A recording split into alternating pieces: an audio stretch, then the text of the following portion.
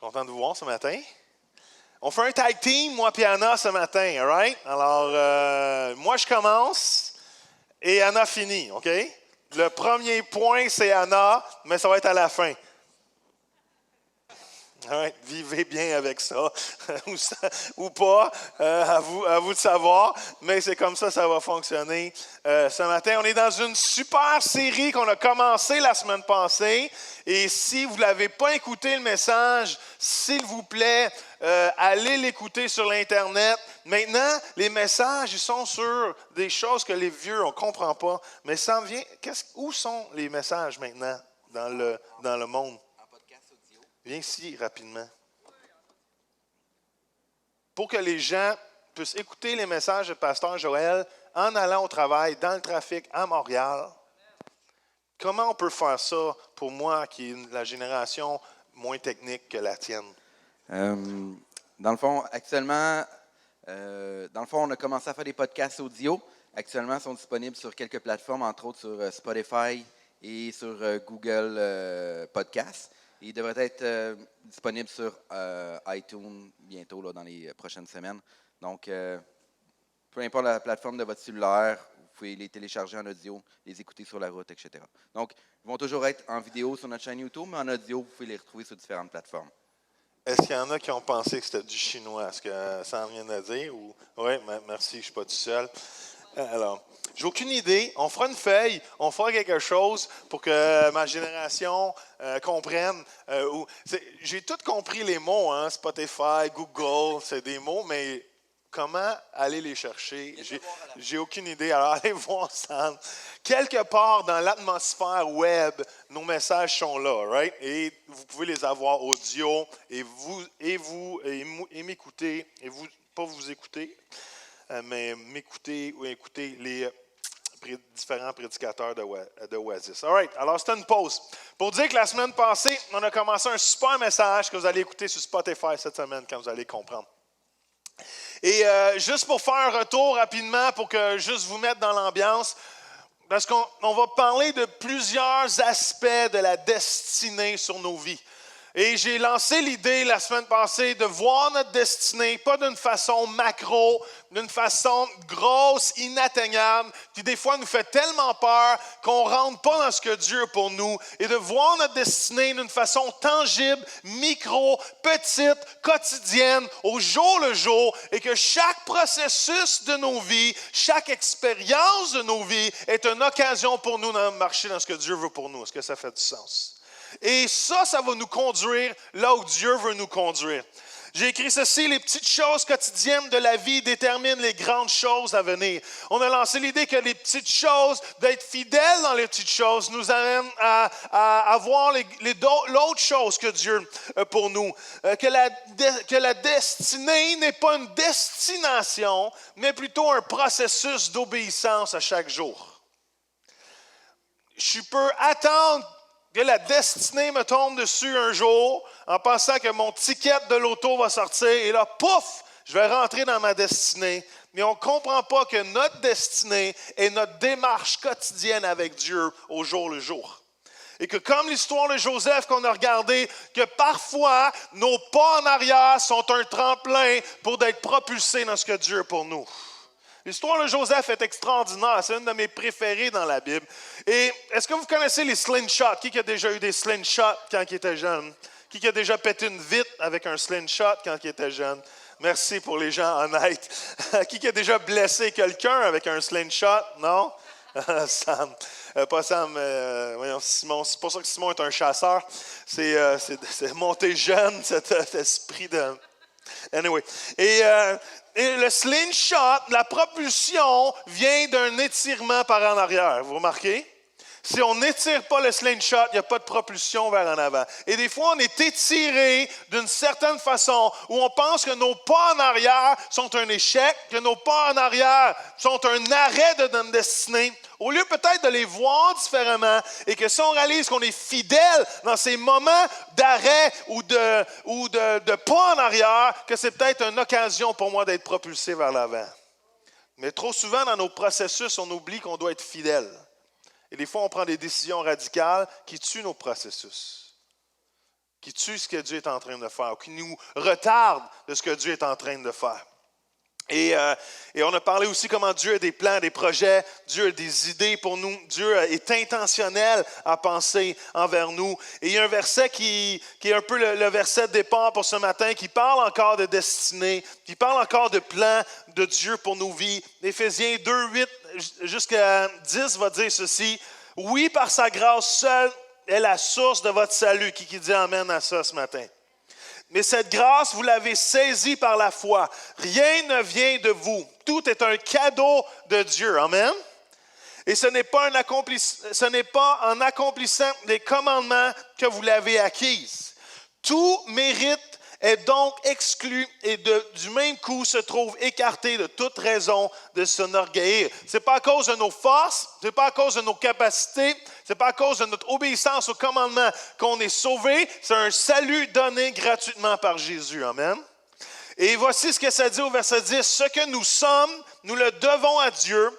Il nous a recréés en Christ pour nous faire accomplir dans la communion avec lui les bonnes actions, d'autres versions vont dire les bonnes œuvres, qu'il a préparées depuis longtemps pour nous.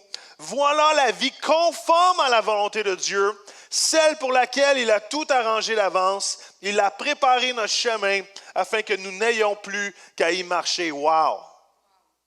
Et ce verset-là, simplifié, veut dire tout simplement, le salut nous recrée pour faire la différence.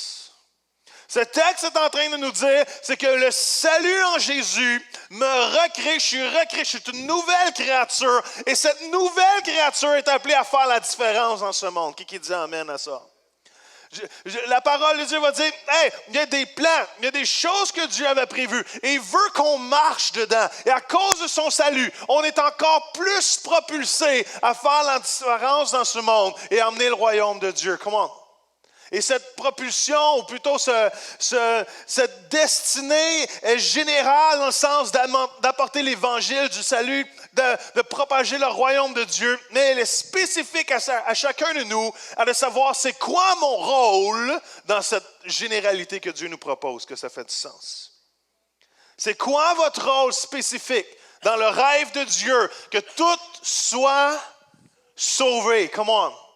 Mais c'est quoi votre rôle à chacun d'entre nous? C'est quoi que Dieu nous appelle à faire? C'est quoi qui est sa volonté? C'est quoi qui est les endroits dans lesquels il aimerait qu'on marche? Et le titre du message ce matin, c'est d'avancer dans ma destinée. Qui veut avancer dans sa destinée? Parce que ce n'est pas une question juste de la découvrir, c'est d'avancer dans la destinée. Comment j'avance dans les endroits que Dieu a préparés d'avance pour moi?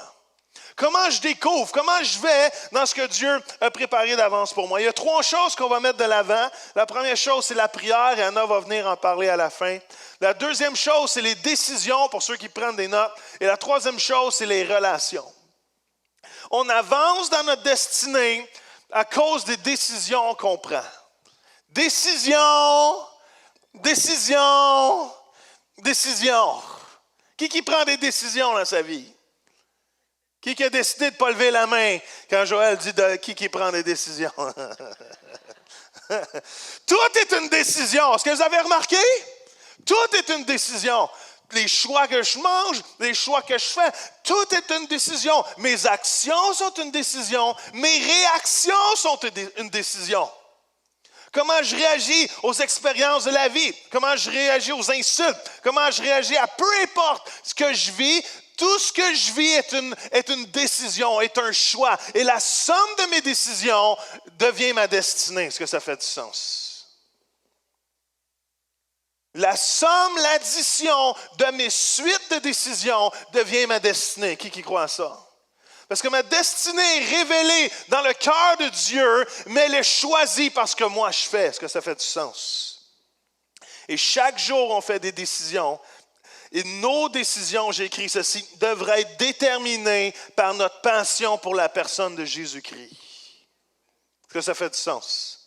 Nos décisions devraient être basées sur notre passion pour la personne de Jésus-Christ. Est-ce que vous êtes passionné pour Jésus ce matin? 2 personnes.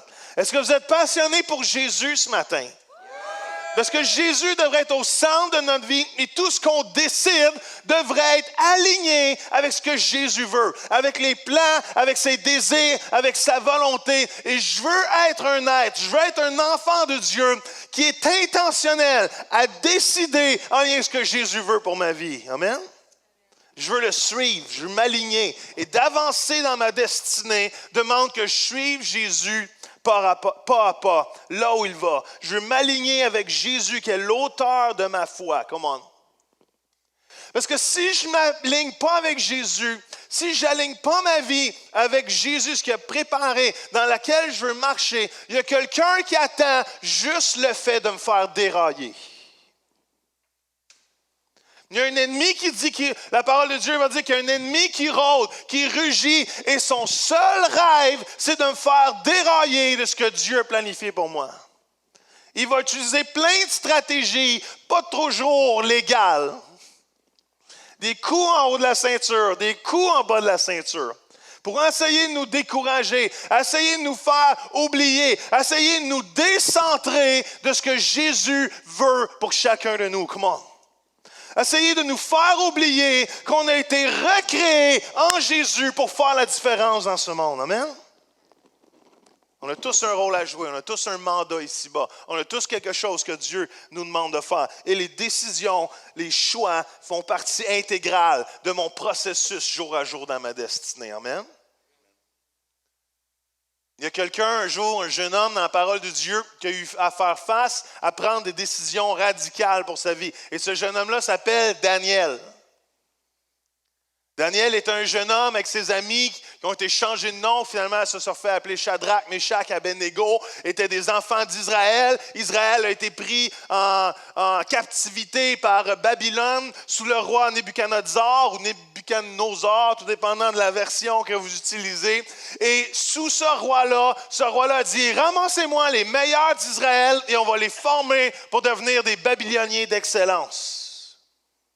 Et ça dit, on va les nourrir avec les rois, les mets du roi, toutes choses fastes que le roi pouvait leur nourrir. Mais Daniel, ça dit dans la parole de Dieu, et je vous fais fi du texte, mais il a dit, Daniel a résolu dans son cœur, même une version va dire, il a fermement décidé de ne pas se souiller avec ces choses-là. Wow! Et je crois que chacun d'entre nous, pour marcher, avancer dans notre destinée, nous allons faire face à des choix radicaux dans nos vies. Nous allons faire face à des oui et à des non qui ont des conséquences, mais Dieu nous appelle à le choisir pleinement.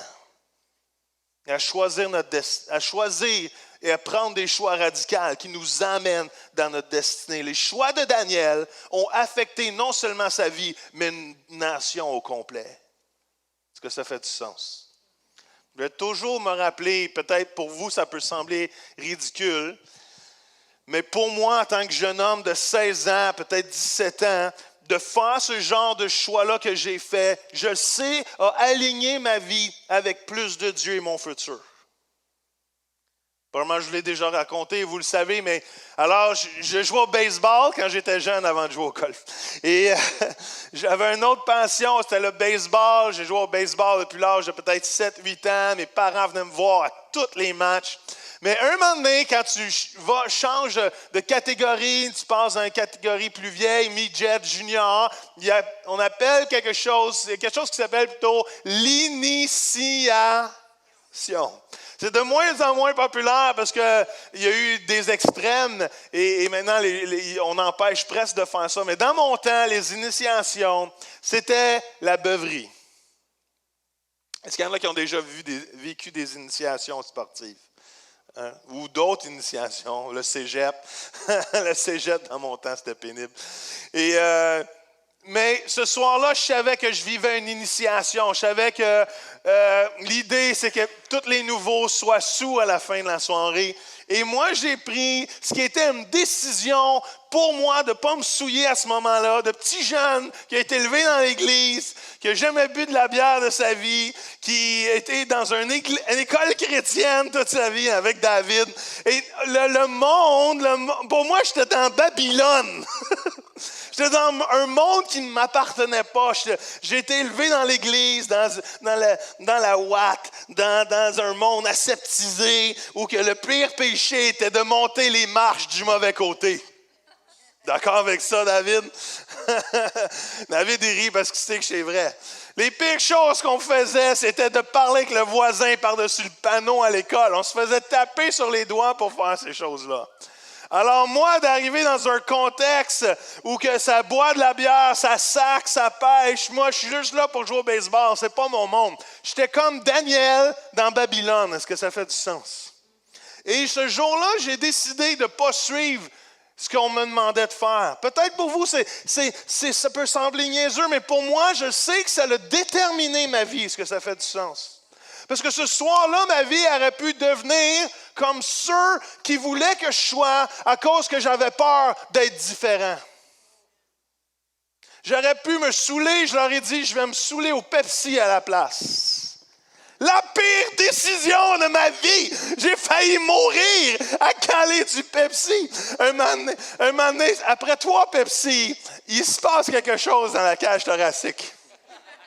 Je ne le savais pas. J'étais niaiseux. Et on ne m'avait pas appris que caler du Pepsi pouvait être plus dangereux, mortel que la bière, dans un sens. Et après 3 Pepsi d'affilée, les autres étaient sous, étaient couchés dehors, presque tout nus à l'appui, mais moi, j'ai de la misère à respirer. Et un moment donné, je me suis donné un coup de poing sur la poitrine et le plus grand rot de ma vie, jamais égalé. Peut-être ça aurait été un record mondial si on l'aurait calculé. Mais tout mon être, on dirait qu'un âme est sorti de moi à ce moment-là et j'ai roté le rot de ma vie. Mais ce soir-là, j'ai résisté. Juste pour vous imaginer, les gars sous, les filles, juste pour le fun, les filles pratiquaient, le même âge que nous qui jouent au baseball, pratiquaient sur le terrain et ils ont envoyé mes amis tout nus avec leur jazz strap courir dans la pluie. Et moi, j'ai dit non à ça, merci Seigneur. Mais je sais que c'est une décision difficile au moment où j'étais dans ma vie d'un petit jeune de 16 ans de se tenir pour Dieu. Et merci. Il y a au moins quelqu'un qui est content. Et mes parents applaudissent pas, je ne sais pas pourquoi. Anyway. Merci maman. Et je suis un fils unique, hein? Mais je sais que ma vie aurait pu prendre une totale destinée à cet âge-là. Parce que j'ai d'autres de mes amis qui étaient élevés dans la même saison que moi et qui n'ont pas pris les mêmes décisions. Et aujourd'hui, je ne les revois plus dans l'Église. Et je prie que Dieu les ramène à la maison. Amen.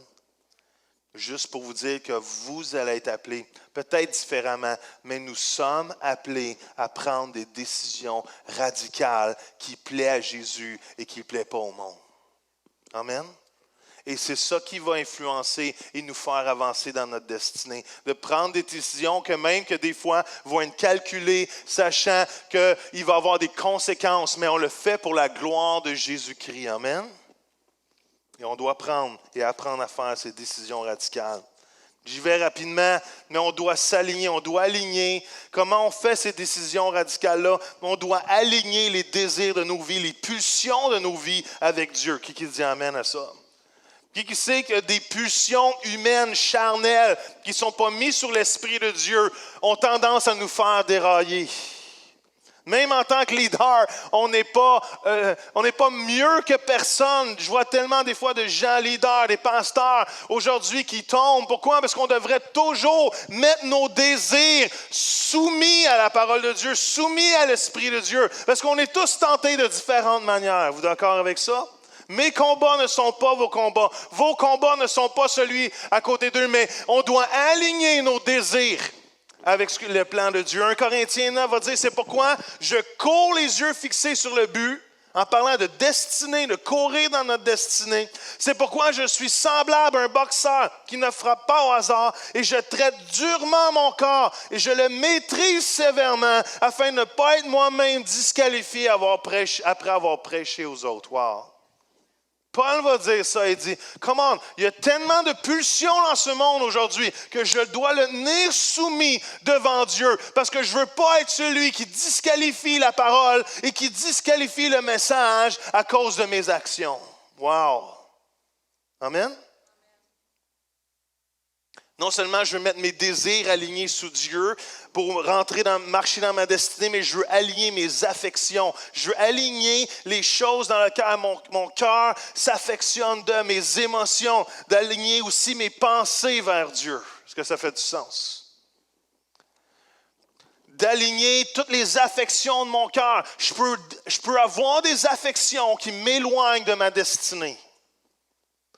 Je peux avoir des choses que je mets dans ma vie qui vont retarder ma marche, qui vont limiter ma marche parce que je m'affectionne des choses d'ici-bas au lieu de m'affectionner des choses d'en haut. D'aligner mes pensées. Vous savez, les pensées, les affections sont des bons serviteurs, mais ce n'est pas des bons maîtres.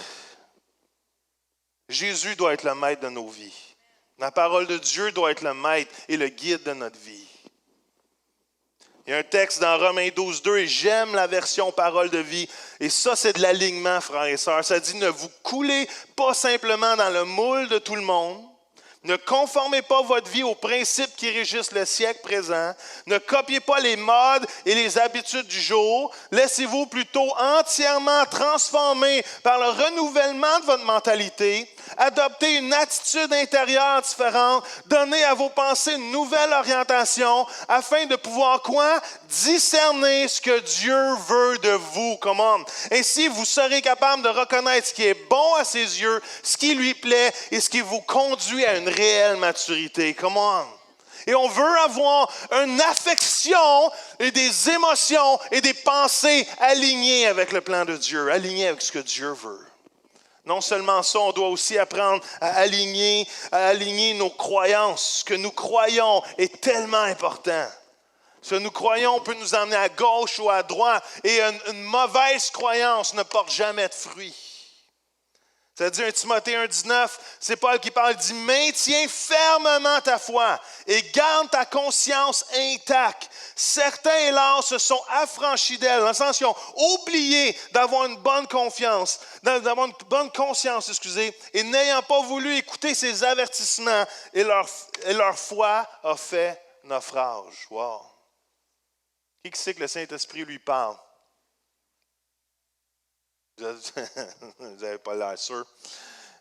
Qui sait que le Saint-Esprit lui parle?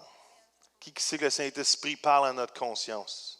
Qui sait même que Dieu nous crée une conscience pour qu'on soit capable de discerner avec sagesse aussi ce qui est bien et qui est mal? Et des fois, on perd la confiance. On perd de laisser l'Esprit de Dieu, un esprit de révélation et de sagesse nous animer et on fait naufrage par rapport à notre foi. Et dernière chose, nous devons aligner nos attitudes. Philippiens 2,5 va dire ceci, que votre attitude soit identique à celle de Jésus-Christ. Et le contexte parle d'humilité, que Jésus n'a pas vu comme une perte de descendre, de marcher ici, mais que Dieu l'a relevé, que tout genou fléchira devant sa gloire. Comment? Ayez la même attitude, et c'est un contexte d'humilité. Qui sait que l'humilité nous fait marcher dans notre destinée encore plus?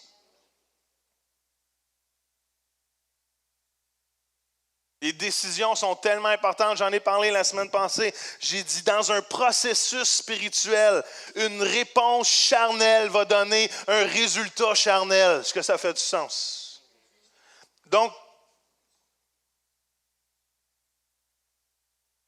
y a-t-il un autre message qui fonctionne en même temps que le mien? Quelqu'un s'est plugué sur Spotify. Amen. Alléluia. Quelqu'un a réussi. Et je suis en train de dire, dans le fond, si dans une situation X, l'humilité devrait être ma réponse spirituelle, si je réponds avec orgueil, mon résultat va être la résultante de l'orgueil dans ma vie. Est-ce que ça fait du sens? Et l'orgueil précède la chute. Je vous encourage, frères et sœurs, dans tous les processus que vous vivez, les situations, d'avoir une réponse spirituelle pour avoir un résultat surnaturel. Amen? Des fois, on manque d'avancer dans notre destinée parce que nos réactions au processus dans lequel nous sommes. Et je l'ai dit, c'est quoi un processus? Un processus, c'est tous les événements de vos vies.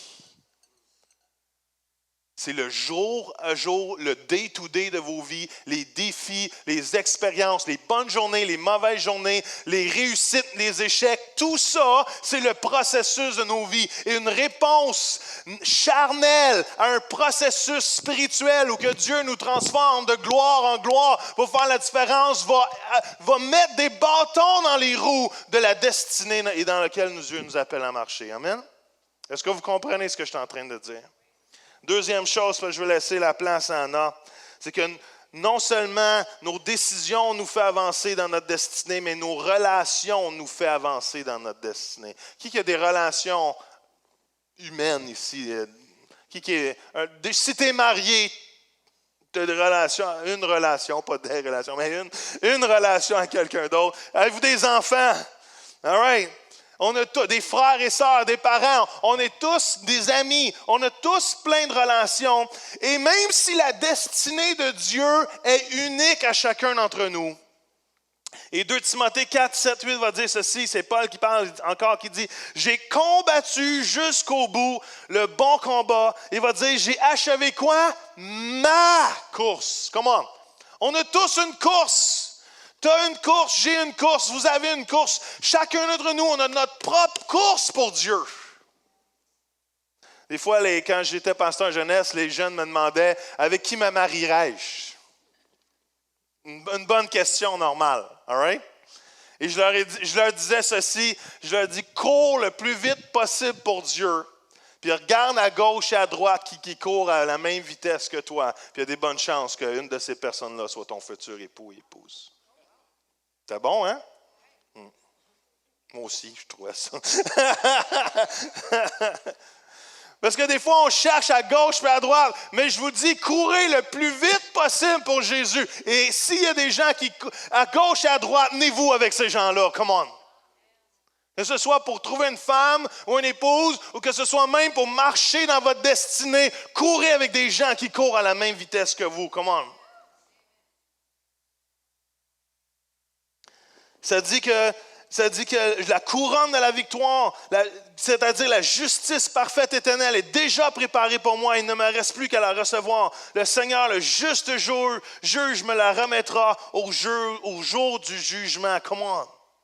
Et on est tous appelés à courir une course. Mais savez-vous quoi? Je ne crois pas qu'on est appelé à courir seul. Ma destinée est aussi reliée à ta destinée. Amen.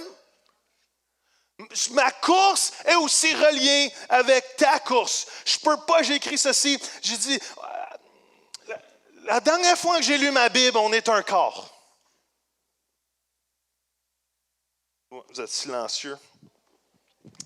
La dernière fois que j'ai lu ma Bible, l'Église de Jésus-Christ est un corps. All right? Ça fait un petit peu plus de sens. Je le prends sur moi, OK? L'Église de Jésus-Christ, la main doit trouver le poignet. Le coude doit trouver le bras. Le genou doit trouver la cuisse. All right? Et nous sommes un corps. Et sans l'un, sans l'autre, on ne peut pas pleinement marcher dans la destinée que Jésus nous a recréée pour faire la différence. Come on. J'ai besoin de chacun d'entre vous. Un pasteur ne peut pas accomplir la destinée pour le Québec tout seul. Vous auriez dû dire le plus grand amen possible de votre vie ce matin. Je ne peux pas accomplir tout seul. J'ai besoin de vous. Et même si on peut accomplir des choses tout seul, je crois que Dieu nous a mis ensemble pour accomplir encore plus. Moïse avait Aaron, Ruth avait Naomi, Josué avait Jacob. Come on! Non, Caleb. Je me suis surpris avant que vous me le disiez. Jésus envoyait les disciples, comment? 2 par 2. Dieu nous a dit d'être quoi? Mari et femme. C'est pas bon que quoi? Que l'homme soit seul, mais il n'est pas capable de faire son lavage. Il n'est pas bon que l'homme soit seul. Et Dieu a mis l'homme et la femme ensemble. Pourquoi? Même Dieu a dit, il va dire, 1 va tuer 1000 et 2 va tuer 10 000, il y a cette force dans l'unité, dans les relations et de trouver la tribu dans laquelle on veut servir Dieu ensemble. Come on. Amen. Amen. Il n'y a plus de marche ici, c'est rendu loin. Et Dieu nous appelle à se tenir ensemble, de faire la différence. Nous ne sommes jamais seuls dans notre destinée. Sean Boltz, vous connaissez Sean Boltz, qui est mon ami, qui est déjà venu au JU, a dit ceci dans un de ses livres. Il dit, ta destinée n'est pas autant les choses que tu vas faire, autant les gens que tu vas aimer. Wow! Et des fois, on pense que notre destinée est dans les choses qu'on va faire, mais si on commence à regarder aux gens qui sont autour de nous, on va s'apercevoir comment notre destinée est reliée avec les gens qu'on aime.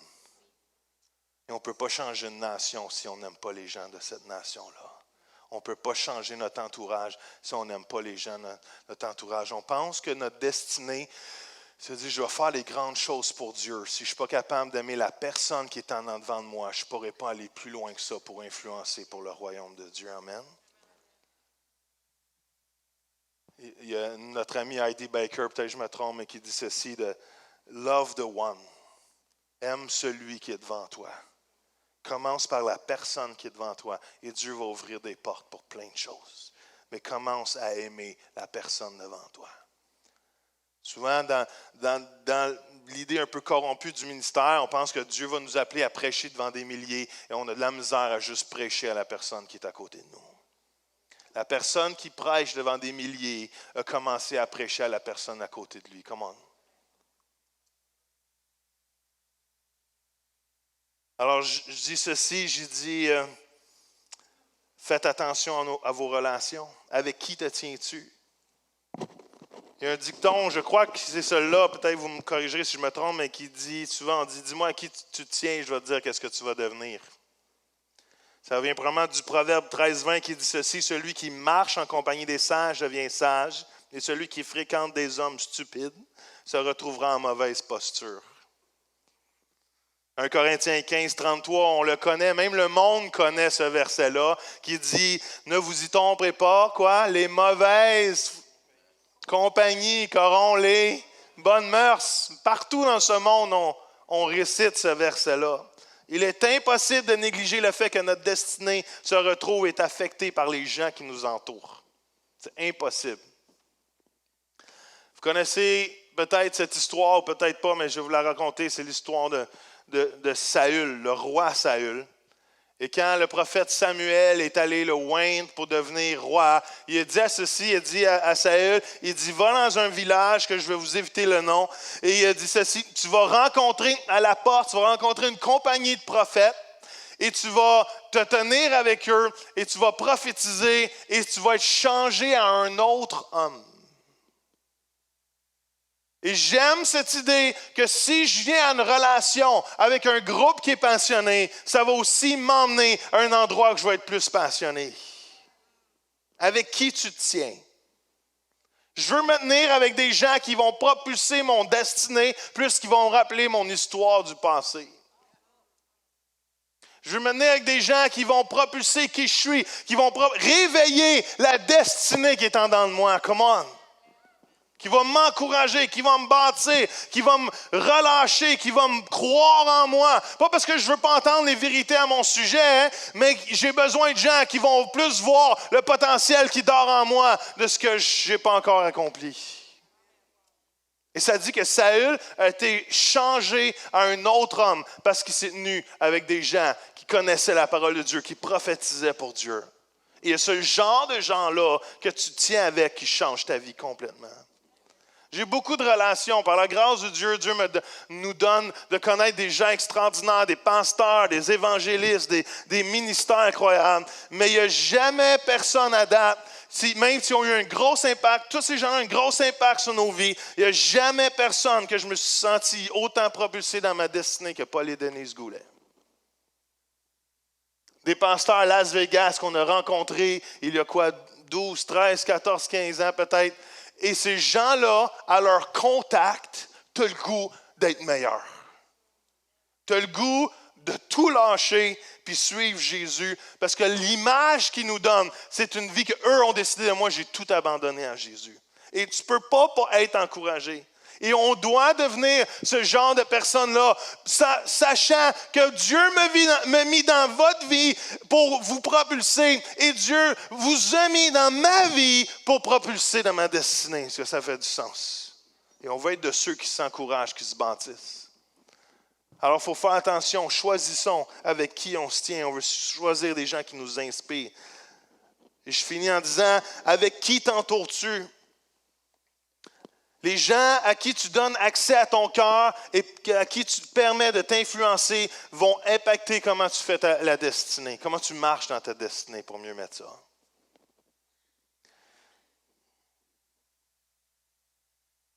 Parlez-en à Josué et Caleb si les gens avec lesquels tu tiens affectent ta destinée ou pas. Qu'eux étaient prêts, voyaient la vision, voyaient ce que Dieu voulait faire, croyaient en la promesse de Dieu qui a dit « Rentrez-y parce que je vous le donne. Vous n'allez même pas avoir à combattre. Je vous le donne. Les gens vont fuir devant vous, devant le pays promis, devant le pays de Canaan. Et à cause qu'il y a 10 personnes avec lesquelles qui se tenaient, ont un discours différent, la destinée de Josué et Caleb a été retardée pendant 40 ans. Moi, je veux tenir avec des gens qui courent aussi vite que moi.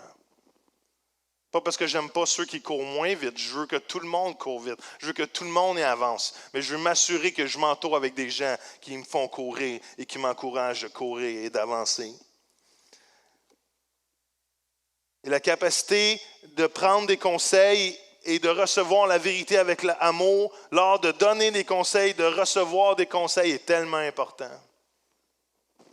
Dans Proverbe 11,14, ça dit « En l'absence de directive, le peuple tombe. Le salut réside quoi? Dans un grand nombre de conseillers. » Avez-vous des gens autour de votre vie qui peuvent vous conseiller à marcher dans votre destinée? Y a-t-il des gens qui ont le droit de parler dans votre vie sans que vous allez vous offenser?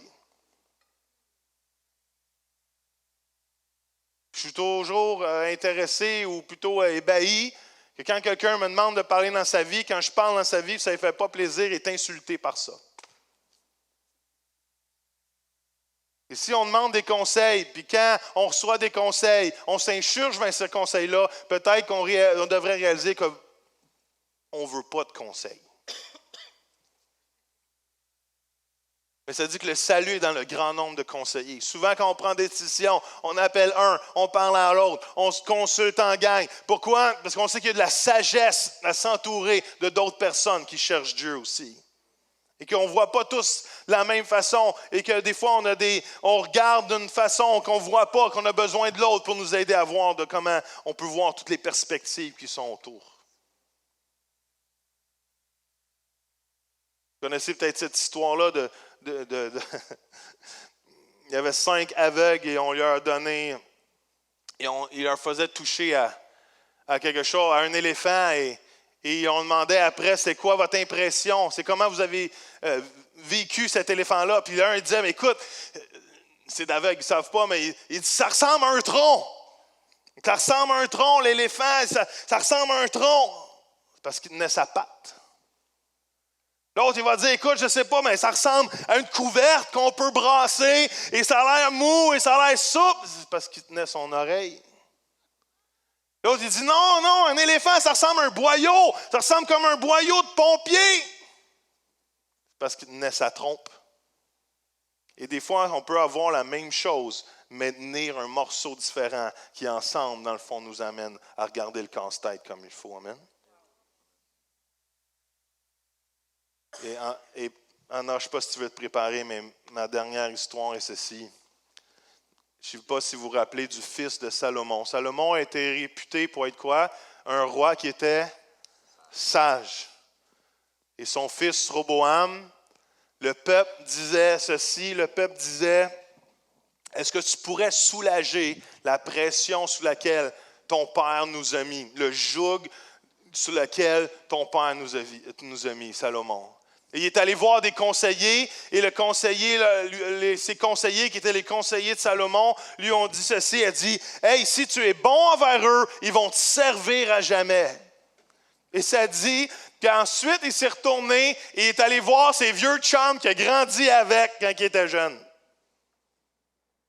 Et eux autres, ils ont dit, dis-leur à la place, au lieu de les soulager, dis-leur que mon doigt est plus pesant que les reins de mon père. Et que si vous ne suivez pas ce que je dis, je vais apaiser le joug. Savez-vous qu'est-ce qui s'est produit sur le règne de Roboam? Israël s'est divisé en deux. La destinée d'Israël a été affectée pendant des années. C'est tellement important de réaliser que pour avancer dans notre destinée, il faut regarder, prendre des décisions radicales. Même contre le cœur, contre l'homme, pour servir Dieu. Et deuxième chose, il faut s'assurer de s'entourer parce que nos relations font partie de notre destinée. Au moment que tu te maries, ta destinée change. Avez-vous déjà remarqué? Au moment que tu as des enfants, ta destinée change.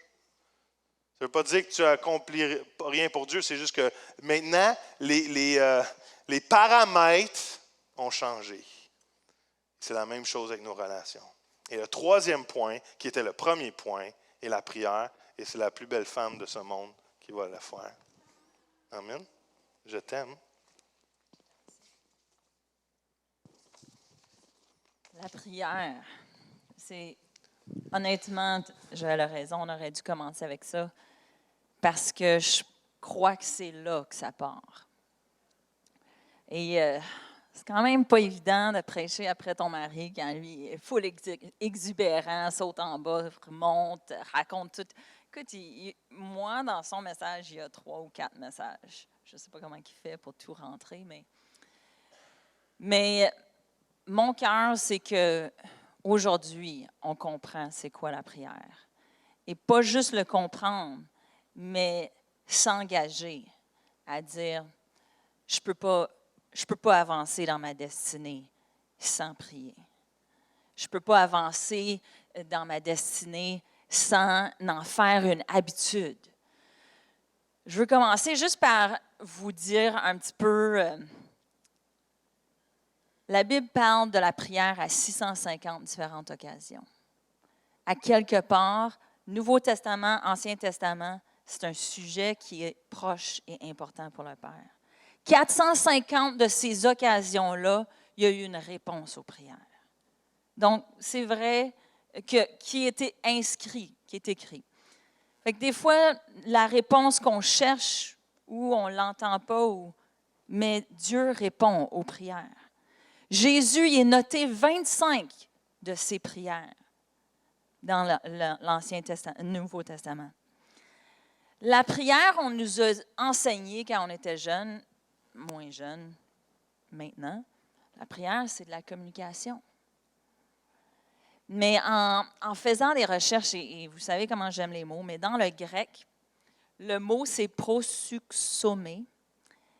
Et une des définitions dans Strong's, c'est celle-ci. C'est l'interaction avec Dieu pour échanger nos idées ou souhaits humains pour les siens. Joël, il parlait de avancer dans notre destinée, c'est dans les petites choses. La prière, ce n'est pas une réunion de prière une fois de temps en temps. La prière, c'est une démarche quotidienne. La prière, ce n'est pas quelque chose qui... Je vais vous lire la parole de Dieu tantôt. Mais si on peut juste comprendre, ce n'est pas quand que je vais mal que je crie au Seigneur. Oui, je crie au Seigneur dans ces moments-là aussi. Mais la prière est quelque chose que j'ai besoin pour le connaître. Si je prends cette définition dans Strong's du mot grec, je prends mes façons de penser et je les échange pour les siennes. Je vous donne un exemple concret.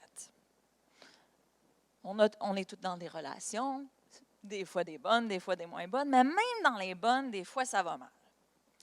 J'ai mon mari, je t'aime chérie, j'ai dit avant, j'arrive devant le Seigneur, puis j'ai dit, Seigneur, Joël Dumaine, l'homme avec qui je suis attachée depuis 22 ans, il y a ça.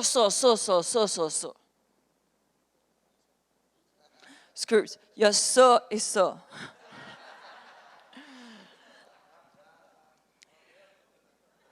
Et soudain, si je rentre dans cette interaction-là, le Seigneur me dit, oui, mais Anna, voici ce que moi je dis de Joël Dumaine. Voici pourquoi je l'ai mis dans ta vie. Et ma perspective, qui peut-être à un certain moment est en colère, ou à un certain moment est amère, et j'arrive devant le Seigneur, puis, tu sais, je suis capable d'être vrai avec lui, fait que je dis tous mes états d'âme. Mais, si je rentre dans le but de la relation, de la prière, il va interagir avec moi, échanger, switch. En anglais, le mot, c'est, il va switch. Il va dire, OK, donne-moi-les. J'ai tout entendu ce que tu avais à dire à son sujet. Maintenant, voici ce que je veux que tu penses. Voici ce que je veux que tu réalises. Et il y a un switch qui se passe. Seigneur, je suis bonne à rien, je ne suis pas capable de faire ci, je ne suis pas capable de faire ça. Moi, j'ai tout entendu. Maintenant, on peut-tu faire le switch? Puis je veux juste que vous compreniez que sans la prière, on ne peut pas avancer dans notre destinée avec Dieu. Parce qu'on reste dans notre façon de penser. Sans la prière, je vais le divorcer. C'est... Amen. Comprenez. Puis je ne dis pas, j'aime mon mari, on va bien, inquiétez-vous pas. Mais comprenez-vous, sans la prière, j'abandonne dans mes relations. Sans la prière, mes décisions de tantôt que Joël y parlait, ou les relations dans lesquelles je vais être, peut-être ce n'est pas les bonnes. Mais quand je rentre dans la prière et je partage et j'arrive dans cet échange-là, cette interaction avec Dieu, ou que oui, je communique avec lui, je lui partage, je suis capable de non seulement partager, mais entendre ses pensées à tel sujet, au sujet de mes relations, au sujet de mes finances, au sujet de mes amis, au sujet de mon mari.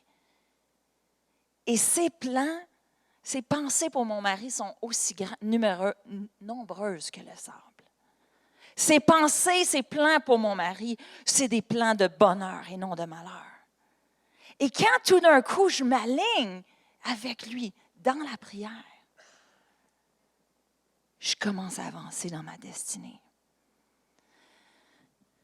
Maintenant, parlons quotidien. Je ne vous le demanderai pas, mais on serait surpris de savoir le nombre de temps que, mais là, c'est sûr, on ne se met pas dans ce bateau-là, mais que l'autre à côté prie, vraiment. Puis je ne parle pas de... Je pense qu'il y a des saisons de notre vie. Je vais être franche. Il y a eu une saison que j'avais 3 bébés. Ils me réveillaient 12 fois par nuit. Puis je niaise pas. Ça, c'était les 5 premières années Puis je pleurais, puis je disais, Seigneur, je n'ai pas le temps de lire ma Bible, je suis trop fatiguée. Seigneur, je ne sais même pas quoi te demander, excepté endormir. Puis le Seigneur, il m'a dit, non, juste mets de la louange. Il n'y avait pas de l'engagement, c'était juste, sois dans ma présence, c'était tout. Mais comme ils vieillissent puis commencent à dormir, le Seigneur dit, hey, yo, je suis prête. On peut-tu se rasseoir ensemble? Et dans le quotidien, c'est important d'avoir un engagement, de dire, je vais prier. Je vais prendre le temps, pas juste en marchant, faisant la vie. Moi, je parle au Seigneur à journée longue. Moi, je suis vraiment comme ça. J'y parle dans mon char, j'y parle tout le temps. Mais il y a une place avec vivre ma vie avec Joël, parce qu'on travaille ensemble, on est 24 heures sur 24 ensemble, on fait tout ensemble, à part jouer au golf, parce que le Seigneur m'a délivré. Je prie encore pour lui. Mais,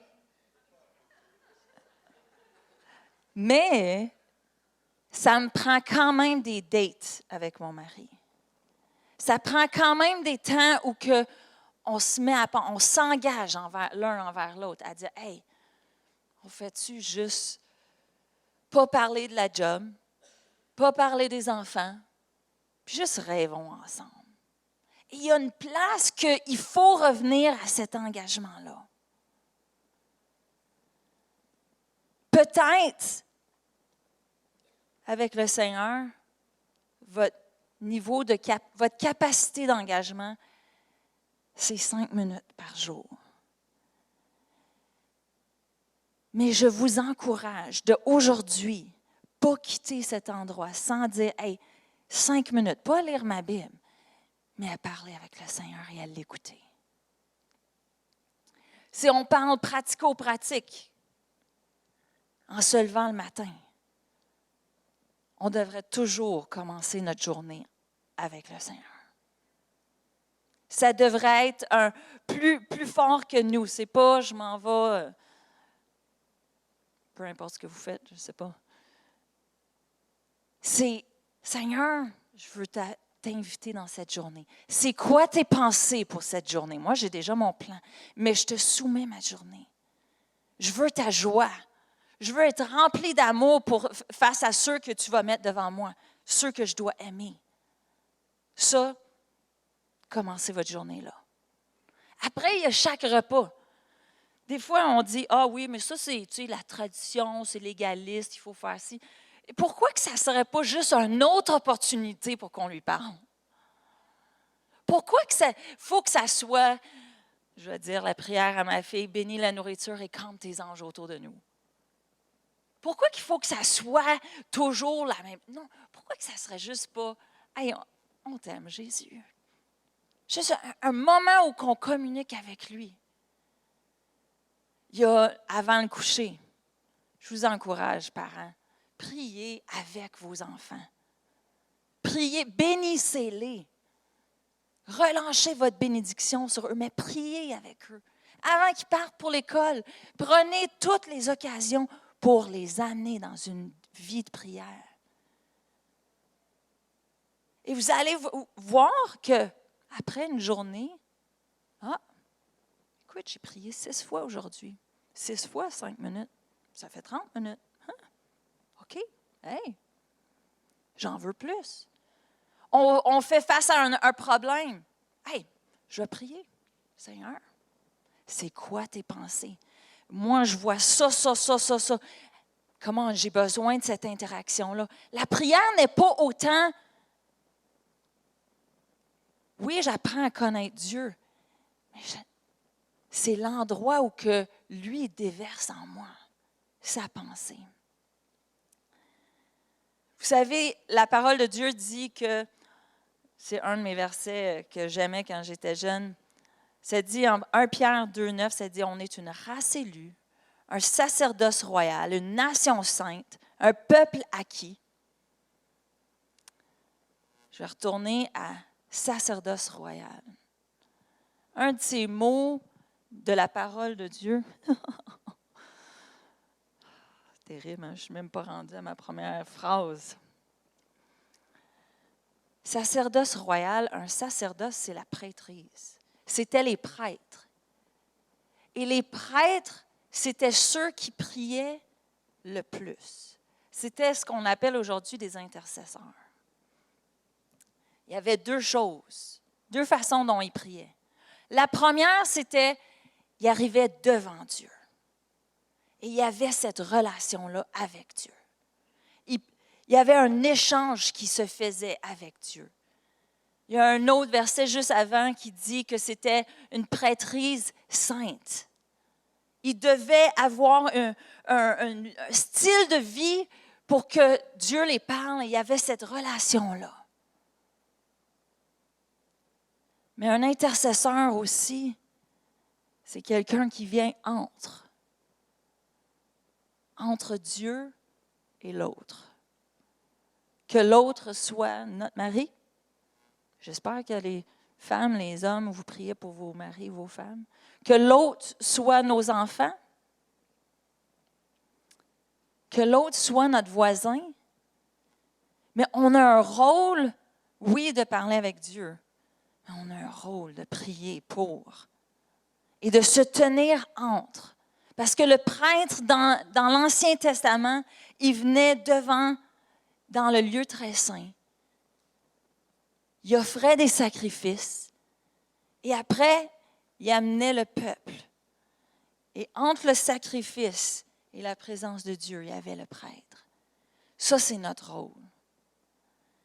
Et si je peux juste vous faire allumer au fait qu'on a un rôle d'être des intercesseurs. On est appelé une race royale, un sacerdoce royal. Dites-le avec moi, je suis un sacerdoce royal.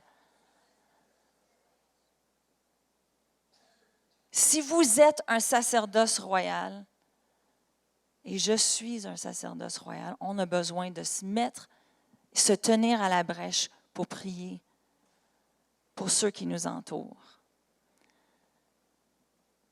On doit développer cette vie de prière-là, mais on doit prendre des temps où que corporativement, on prie.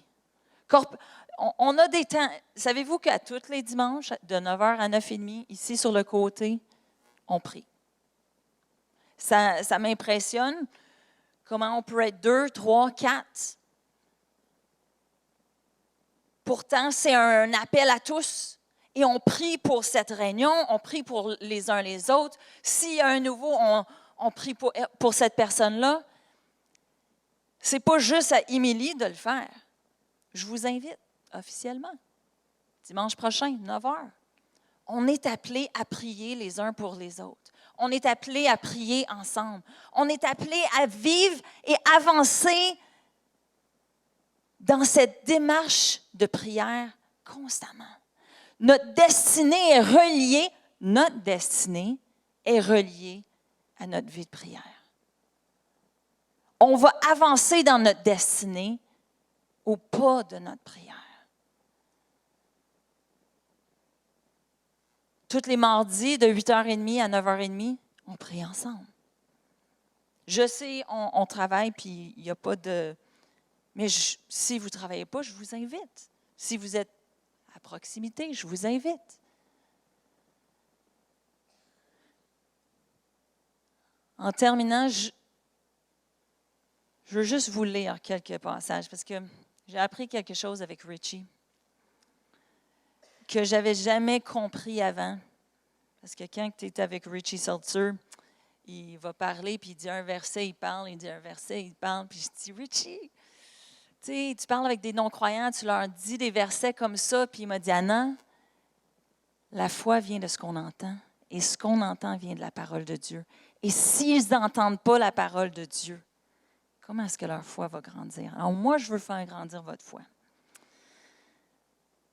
Jacques 5,16 dit ceci, « La prière du juste agit avec une grande force. » Élie, qui était un homme comme nous, a prié avec insistance pour qu'il ne pleuve pas.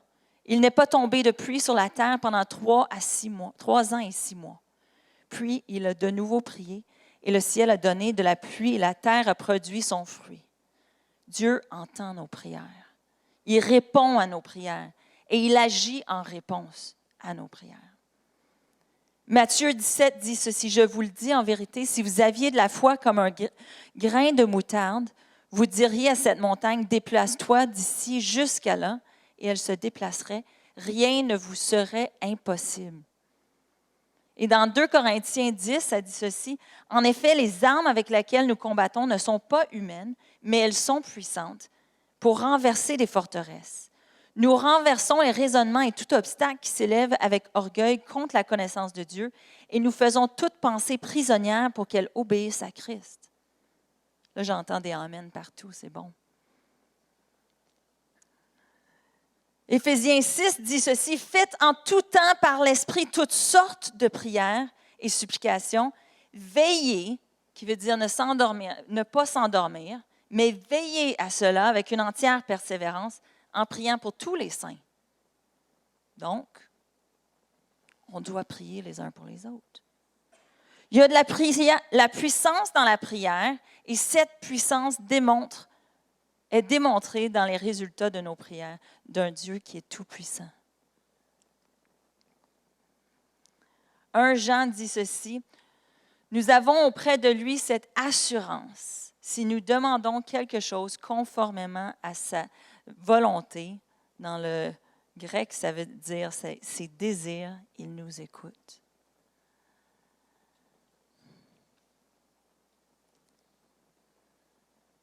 Par la prière, l'ennemi est vaincu. La mort est vaincue. On a la guérison. Les démons fuient. Dieu, par la prière, ouvre les yeux, change les cœurs, guérit les blessures, accorde sa sagesse. La prière ne devrait jamais être sous-estimée. Elle attire la gloire et la puissance de Dieu.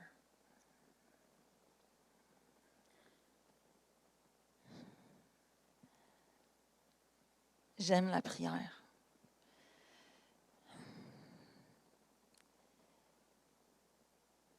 Mon cœur, c'est qu'aujourd'hui, vous vous décidiez que non seulement vous voulez avancer physiquement dans votre destinée, mais que vous prenez ce pas, cet engagement dans la prière, un peu plus qu'hier.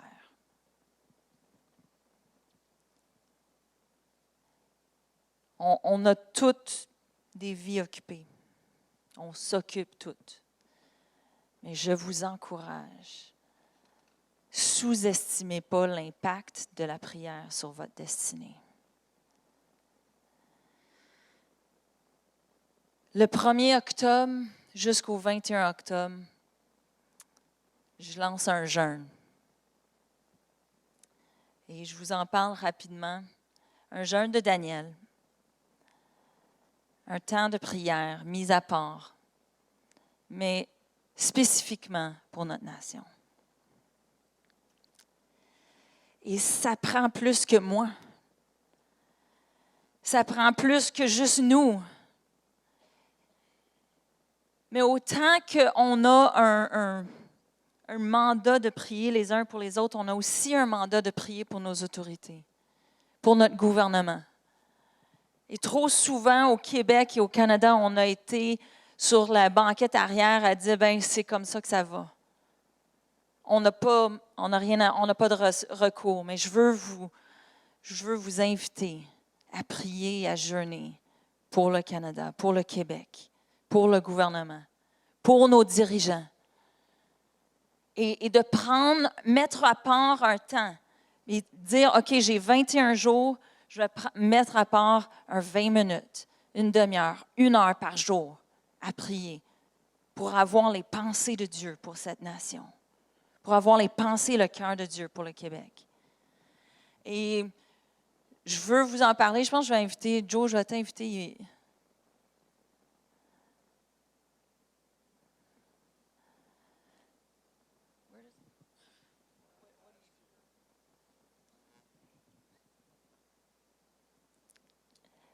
Je m'excuse, je ne savais pas que Joe voulait que je partage ça, mais l'an dernier, on a eu un GU et on a eu une conférence. Et après la conférence, le dimanche suivant, j'ai eu un texto de Cindy Jacobs qui m'a dit « Le restant du monde attend que les Canadiens se lèvent et qu'ils prient, parce qu'on sait que le réveil va découler de vous à l'Amérique du Nord, au Mexique, l'Amérique du Sud. » Puis là, elle m'écrit cette question. C'est quoi toi tu vas faire? Puis ça m'avait tellement secouée parce que ma première pensée, c'était, ben, qu'est-ce que tu veux que je fasse?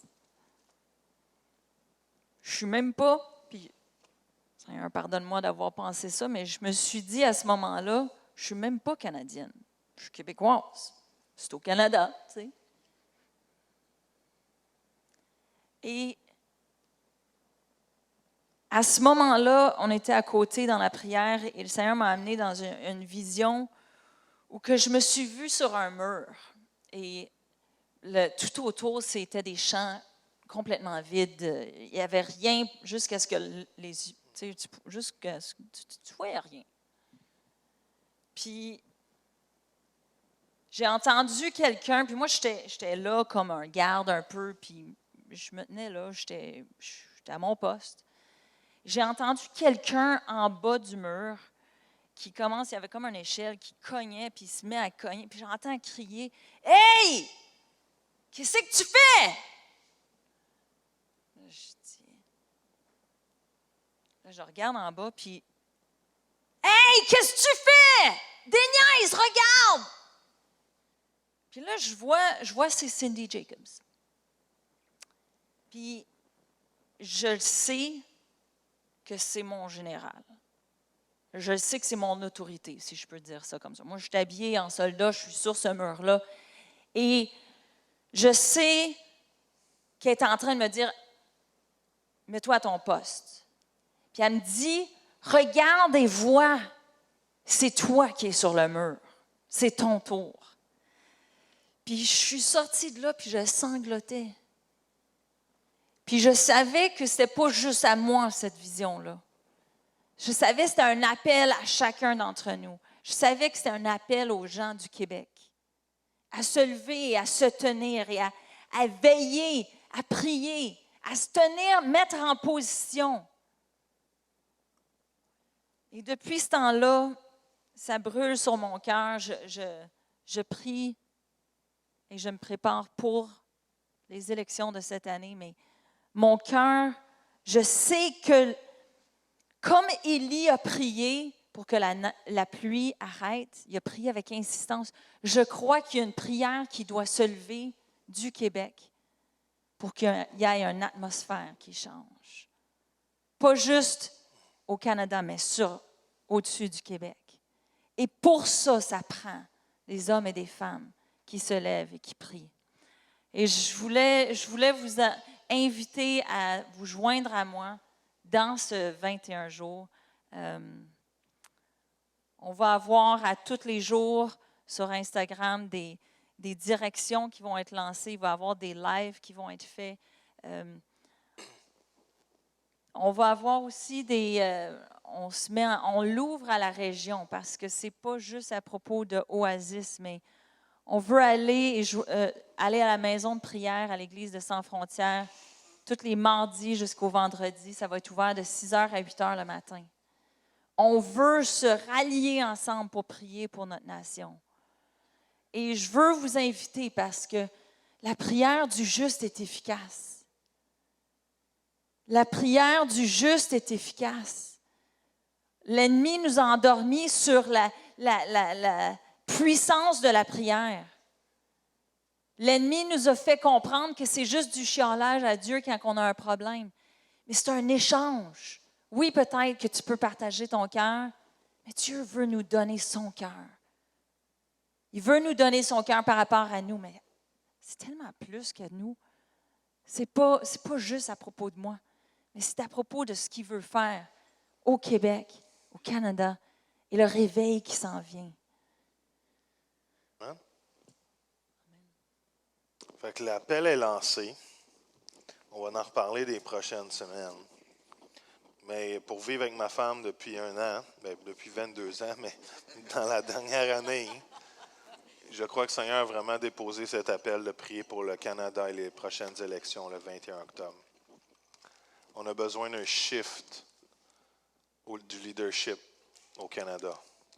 Ou du moins, on a besoin d'un mouvement de Dieu dans le leadership présent. Peu importe ce que Dieu veut faire, le résultat ne nous appartient pas, mais la demande est de prier pour nos autorités, de prier pour la paix dans notre pays, Et ce mandat-là est de 21 jours, du 1 au 21.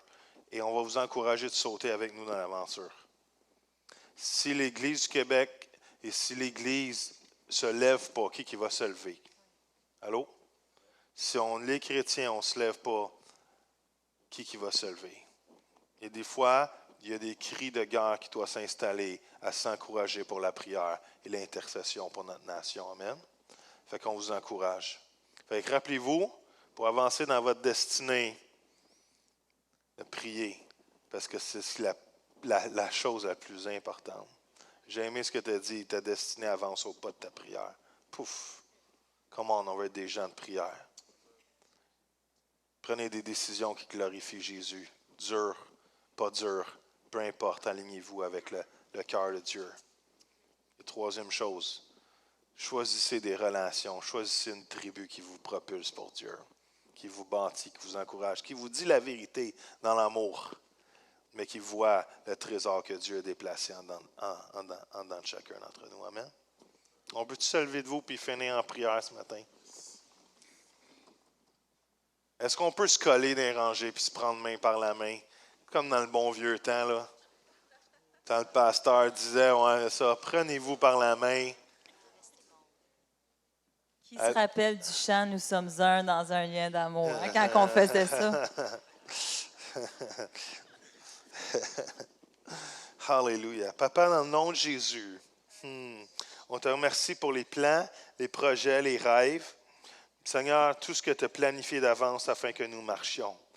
Seigneur, comme on a entendu ce matin, on veut venir devant toi afin d'échanger toutes nos perspectives humaines pour avoir des perspectives divines et marcher dans la recréation en Jésus que tu nous as donné et faire la différence, Papa. Je prie qu'Oasis se lève, Seigneur, non seulement comme des enfants de Dieu, mais se lève comme des guerriers, Seigneur. Se lève comme des enfants de prière qui se tiennent à la brèche pour la nation, Seigneur. Qui se tiennent à la brèche pour un changement, Papa. Seigneur, tu dis, Seigneur, que Seigneur, sont à la foi, comme les graines Seigneur, de semence ou de moutarde, Seigneur. On peut déplacer des montagnes, Seigneur. Il y a de la puissance dans la prière, Seigneur Dieu. Et Père, Seigneur, je te prie, Seigneur, que chacun d'entre nous, on puisse avancer, Seigneur, sans relâche, Seigneur, dans la destinée, la carrière que tu as mis devant nous, dans l'appel que tu as mis devant nous. On veut courir la course, mais on ne veut pas la courir seul. On veut la courir tous ensemble. C'est pour ça qu'on se tient la main, Seigneur, ce matin. C'est pour dire ensemble, on court ensemble. Ma course me préimporte, mais ta course me préimporte encore plus, Seigneur. Parce qu'on veut que chacun réussisse. On est un corps, on veut se tenir ensemble. On veut être ton corps, Seigneur, que tu diriges. Dans le nom de Jésus, Papa. Amen. Amen. Amen. On vous aime. Merci. Merci pour tout.